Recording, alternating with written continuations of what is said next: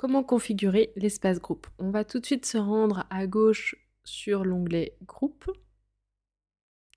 et on va ici déjà commencer par créer un nouveau groupe. Donc on va créer un groupe.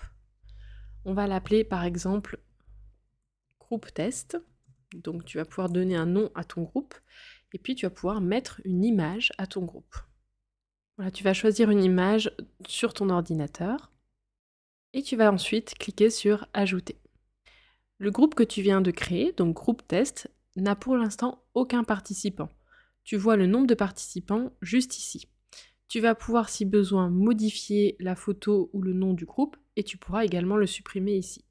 Donc tu vas cliquer sur groupe test pour rentrer dans ton groupe et le configurer. Ici, on voit qu'il y a juste moi, puisque je n'ai pas encore ajouté de participants. Si j'ajoute des participants, ils vont être affichés juste à côté.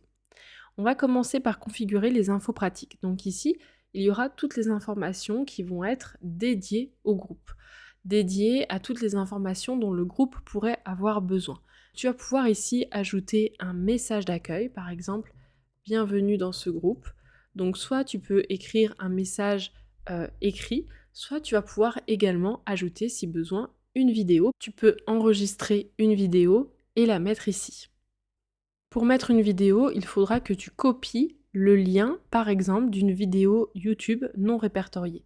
Si tu as besoin de savoir comment on fait, je t'invite à aller dans la vidéo qui est spécialement conçue pour ça.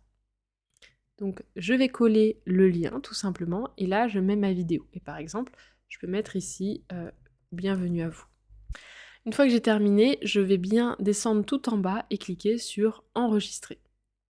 Maintenant, les données ont été mises à jour, donc on a cette petite vidéo et du texte. Tu vas pouvoir ajouter des documents contractuels, donc c'est n'importe quel type de documents qui vont être à destination du groupe. Tu pourras également ajouter des liens utiles, par exemple si tu veux ajouter le lien de ton site internet, par exemple. Tu pourras mettre ton lien ici et cliquer sur Ajouter. De cette façon, les clients auront accès à ces liens en cliquant ici. Ici, il y a l'accès à la visio. À chaque fois que tu génères un nouveau groupe, tu génères un lien de visio et ce lien de visio sera unique. C'est-à-dire que tes clients, à chaque rendez-vous, pourront venir ici et cliquer sur l'accès à la visio. Et toi, de même, pour accéder à ton groupe en visio, il te suffira de cliquer ici. Si tu veux voir comment fonctionne la visio, je t'invite à regarder la vidéo qui est dédiée sur ce sujet. Ici, il y a les rendez-vous à venir, donc ici on n'a aucun événement pour l'instant, c'est-à-dire qu'il n'y a aucun rendez-vous de pris, pas de visio de prévu. Si tu veux prévoir des visios, alors dans ce cas, il faudra aller dans Calendrier et ajouter tes rendez-vous. Tu vas ajouter tes rendez-vous et ils apparaîtront directement ici. De cette façon, tes clients pourront voir quand seront les futurs rendez-vous. On va aller maintenant sur Formation. L'onglet Formation te permet d'attribuer des formations à ton groupe. Donc par exemple ici, je vais attribuer la formation journaling à mon groupe. De cette façon, mes clients pourront avoir accès à la formation depuis l'espace groupe. L'espace exercice va te permettre d'envoyer des exercices à tes clients. Donc on va par exemple ici mettre le nom d'un exercice, donc par exemple suite à la séance 1, j'ajoute, et ici je vais pouvoir tout simplement écrire par exemple le bilan de la séance 1 et je vais pouvoir donner des exercices à faire à la maison par exemple. Cet espace d'exercice, c'est vraiment un espace d'échange, donc tu vas pouvoir tout simplement mettre tout ce que tu as à mettre. Tu peux ajouter des PDF, des images, tu peux ajouter des liens, tu peux ajouter des listes, tu peux ajouter des listes de contrôle, donc des listes de tâches comme des to-do list, des tableaux, des pièces jointes, etc. Des boutons, etc. Tu vas pouvoir ajouter tout ce que tu veux ajouter et cliquer sur enregistrer. À partir de là, si je retourne sur mon exercice, je peux cliquer ici sur le petit onglet statistiques. Et ici, je vais pouvoir voir les réponses des exercices. Ici, je vais pouvoir voir ce que chaque membre du groupe a répondu. Donc là, je ne peux rien voir puisque je n'ai pas encore ajouté de personnes, mais tu pourras voir ici les réponses de ton groupe. Dans l'espace documents, tu vas pouvoir partager des documents. Donc toi, tu pourras partager des documents, mais tes clients aussi pourront ajouter des documents.